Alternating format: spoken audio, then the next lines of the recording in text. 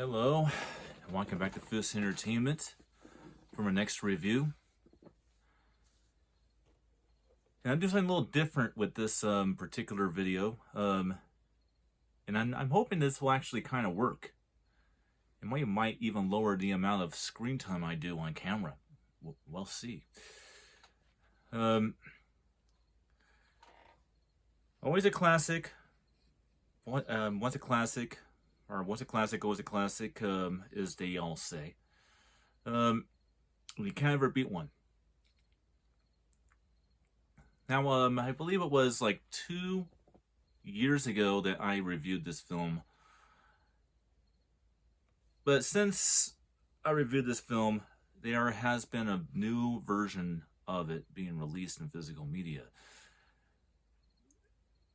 And I'm not going to spend a lot of time about that. In fact, I'll wait till the very end, but I won't spend a lot of time with it.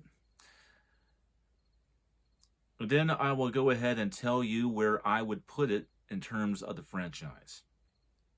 And I'm doing this because I had such a good time watching 2017's Leatherface that, we might as well go back to where it all begun.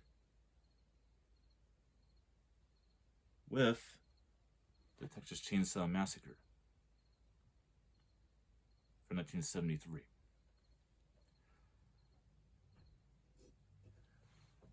Now, like I say, this film gets better with time. Completely gets better with time. And that's certainly the case with this film. It gets much, much better with time. And now that it's 50 years old, it really does get new definitions to the word classic. Now, it's not the oldest horror film, and it's not quintessentially, in my opinion, the first real horror film at all. There were some pretty good horror films that were made before it, like Alfred Hitchcock's Psycho, which I still enjoy to this day, and of course, The Birds and Vertigo, pretty much all the Hitchcock classics. You have Hush Hush Sweet Scarlet, which is one that no one ever talks about. And of course, George Romero's Night of the Living Dead, which I believe I might have reviewed last weekend. Sorry, last year. I might have reviewed that last year. Sorry, it's getting a little late, but it's almost 2 o'clock in the morning, kind of tired. I think I did review Night of the Living Dead last year. I'll have to check. If I hadn't reviewed that one yet, then I probably will review Night of the Living Dead probably sometime this month.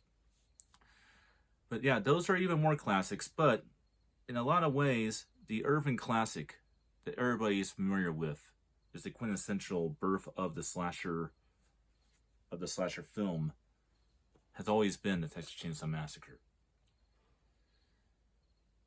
Well, I find it very hard to believe if there's anybody who's watching this video that has not seen the 1973 classic, but maybe there is, and they're watching this channel. So I will go for a quick plot synopsis. 5 young youths go on a road trip to Texas to visit their grandfather's grave.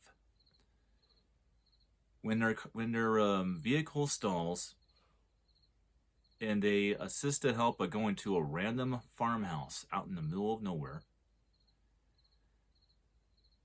And one by one, they start disappearing. And then we find out that the farmhouse is owned by a family of hillbilly cannibals. And they had this deranged, underdeveloped man, childlike character named Jedediah, who basically uses a saw to saws up people that are not welcome to their farmhouse. And it likes to wear their faces as masks.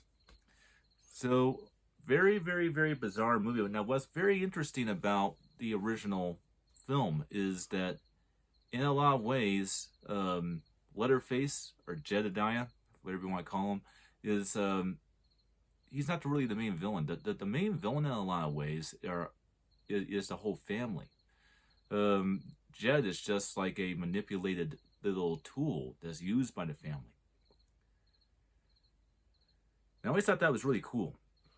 And that's something that they kind of, played with in Leatherface. And that's kind of what inspired me to kind of watch the original movie again, because Leatherface really made this make a lot of sense.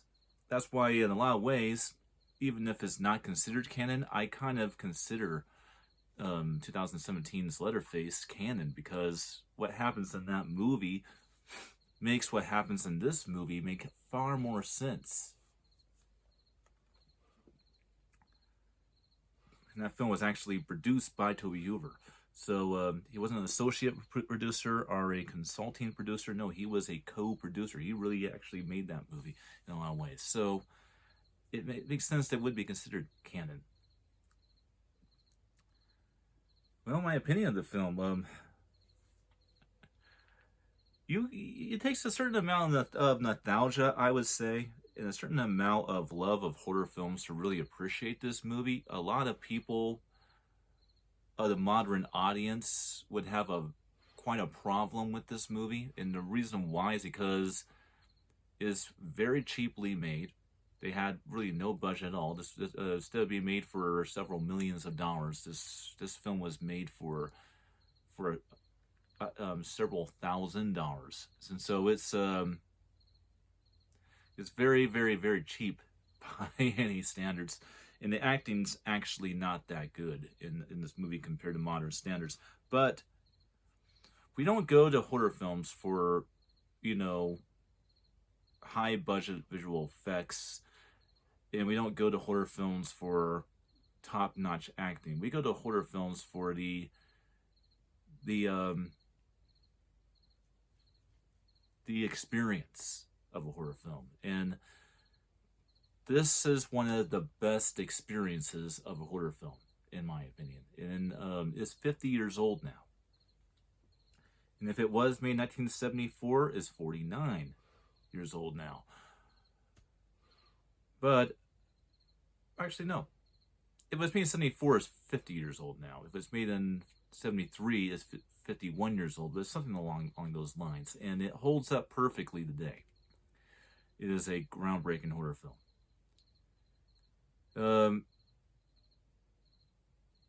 Now, just a quick one on this.